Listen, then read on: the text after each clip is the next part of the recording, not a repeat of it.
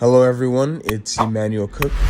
Today we will be reacting to a new video, and I hope that you guys enjoy the video. Bro, please stay out of debt as much as you can, dude, because I am drowning. I keep getting myself in these situations to the point I can't get myself out of it. I can, but I have to work 2 or 3 times harder just to get myself back afloat. So, backstory, I was in school and I lived off my credit cards. And so my mom, she helped me by paying them off in like full. So I'm like, good, bam. So now, fast forward to now, bro, I have got myself in that same position and I don't even know how. Like, I don't even know how I came about spending this money. I don't know where it's going. I'm looking at my credit cards like, what did I even spend this on?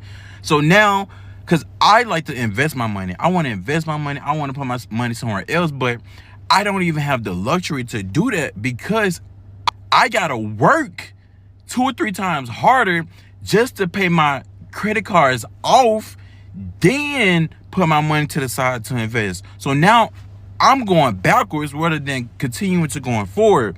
So it's just so frustrating, bro. And I'm just sitting here like pulling my hair out, stressing over it. Bro, I didn't even have to go through this.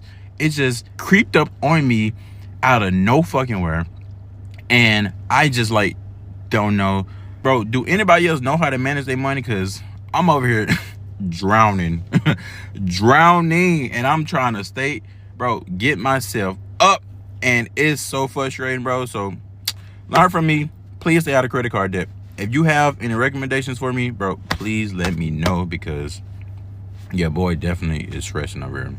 These student loans, like the calls, are really making me regret ever going to college, considering I'm not even doing anything in my degree. But like these calls are just a reminder that I'm like, first of all, doing nothing with my life. Second of all, broke as shit. And yes, I hee ha ha about it here, but like it's literally not a joke. It's like embarrassing and it's like the most stressful thing. And I never want to be the person that's like driven by money. Like that's not me, but like sometimes I wish I was so I wouldn't be in the position I am in. And like dealing with these calls and having to basically say my situation, like I literally cannot pay off an amount on these damn student loans. And then the fact that they're so relentless, they call every person in my family, they call people not related to me, but like associated with me. And I don't even know how it's just crazy. And it's like, I hate it. It's like you're coming at me for my own little debt when this country's in debt. Like, it's so frustrating and it gets me so angry. And literally it's like, I avoid these calls at all times. They send me into full-on panic attacks. But then sometimes I just have to make the call because they're calling everyone else in my life. And it's so frustrating. And yes, maybe I did it to myself. Maybe I should be smarter about money. Maybe I should just take on any job that like will pay me, and I'm luckily finally starting a job, but it's not what I want to be doing. Not using my degree. It's another serving job. It's fucking working at Hooters at 28 years old, living back at home. It's like, and then it's moments like these that make me question whether anything I want to do in life is going to happen, like at this stage, because it's so annoying. And I just had to vent because fuck it all. Does anyone else feel like they're absolutely fucking drowning financially? I'm glad you asked. And it's not dark just because it's nighttime. Oh no. It's dark because I have no electricity in my crib right now. And no, I'm not joking. I am not joking at all. So I definitely feel the struggle, you know. Not joking. See that? It's 59 degrees up in this motherfucker. Oh, if you don't laugh, you'll cry. But I've already done the crying, so I'm at a point of laughing. I make $27 an hour. I make too much to qualify for any rental assistance, electricity assistance, and I never get sick. I think I'm just getting sick because the stress is causing my immune system to deplete. But it's alright, I'm a grown-ass man. I'll get it taken care of, don't worry. You know, I'm just sick of it. Life. I try really hard, and I just sometimes feel like I never get ahead. Like, this is how I grew up. This is how my family grew up. I didn't grow up having money by any means. I had a broken family, but I knew that you worked hard for what you wanted in life, and that's what I've always done. And I've always done that. It's just, my God, it's so frustrating to work so hard and sometimes just not get ahead. And I have to step back a second and say, Megan, you have gotten ahead. You've had a viral business. You've had such a successful life. I was gonna say business, but life. You've traveled the fucking world. Like, what? It's not that I want to do all the fancy schmancy stuff that I did. My traveling the world was traveling the world once a month for a year to help me get through my divorce. Like, I used my entire savings to do that. That was a total separate thing. People get the wrong idea. Not that I even want to do that anymore. I just want to be able to afford life. And what's different about this business is that it's now in an economy that has had inflation happen like tenfold. It's hard to get by because of inflation, man. I feel like I work so hard just to not sometimes get ahead, because here I am now, like, I have to go order more products, more material to make specific base to the product that I make, and it's not cheap.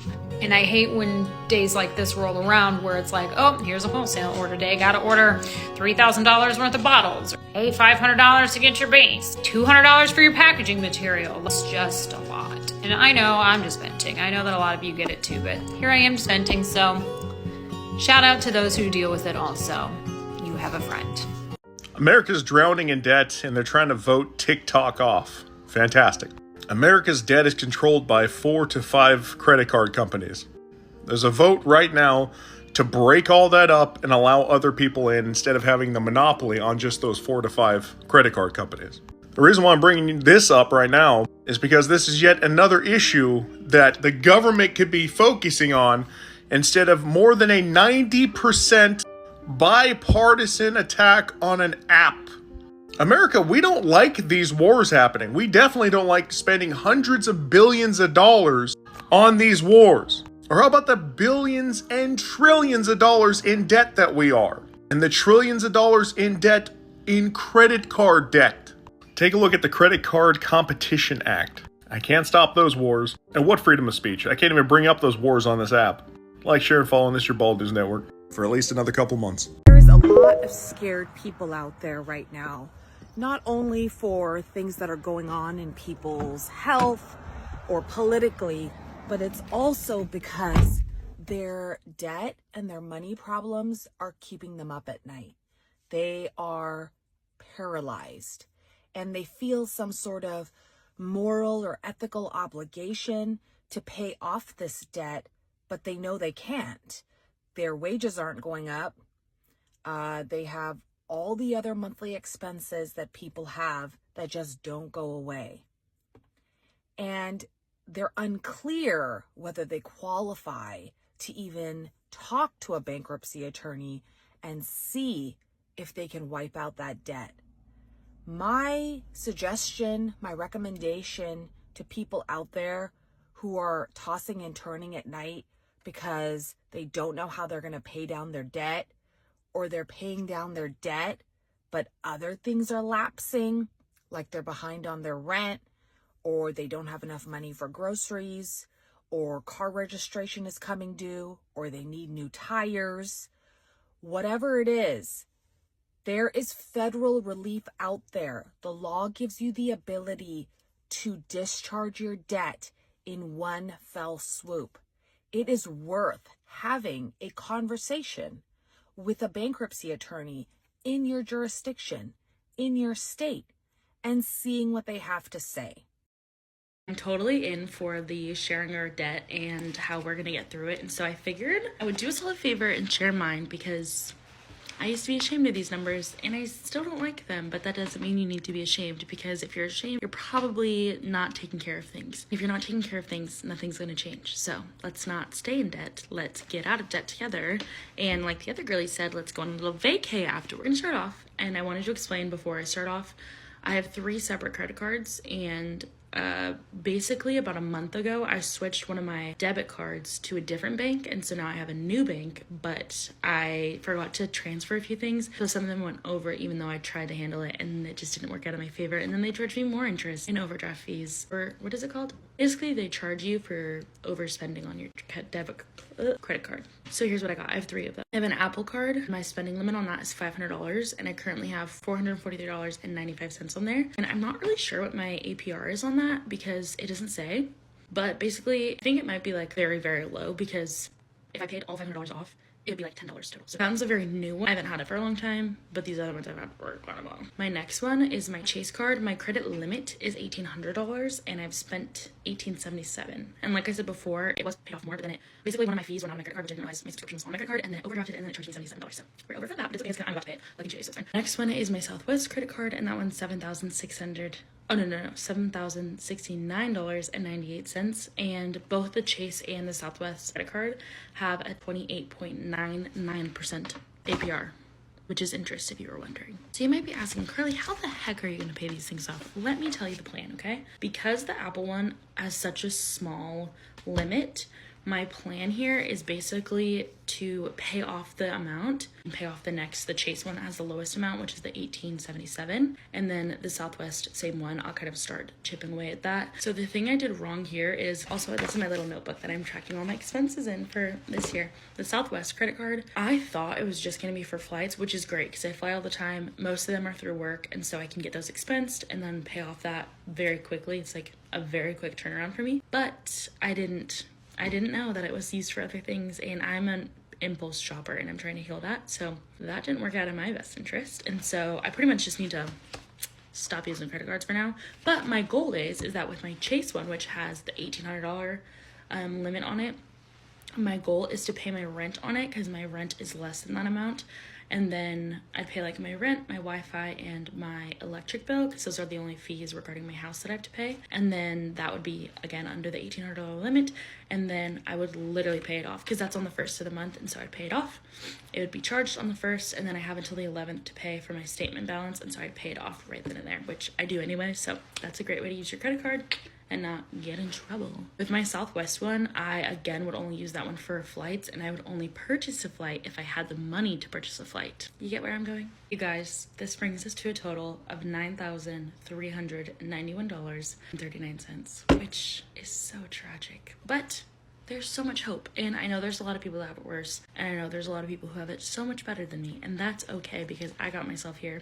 And if you're wondering, like, how the heck do you get yourself in credit card debt, most of this has come from flights that I didn't like pay off correctly. That's like with my Southwest card, a lot of them I just put them on my card, not work related because I have a work card for that, but flights that I didn't pay off, random impulse, like I do this thing where I randomly impulse shop and I'll just drop like $200, which for my previous lifestyle was like, it was manageable with how much I got paid.